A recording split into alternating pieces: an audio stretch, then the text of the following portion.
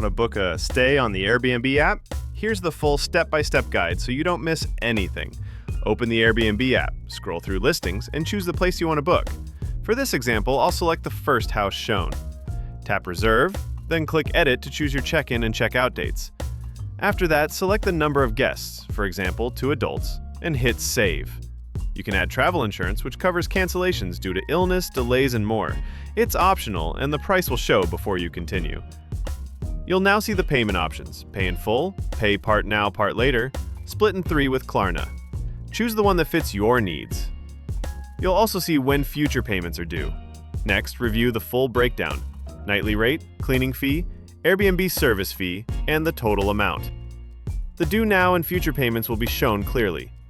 You can write a message to the host explaining your trip, who's coming with you, and why you chose their place. Then enter your phone number. Scroll down to read the cancellation policy and house rules. Then select your payment method like credit card, PayPal, or Apple Pay and tap Pay. And that's how to book on Airbnb in 2025. Like and follow for more travel app tutorials and enjoy your trip.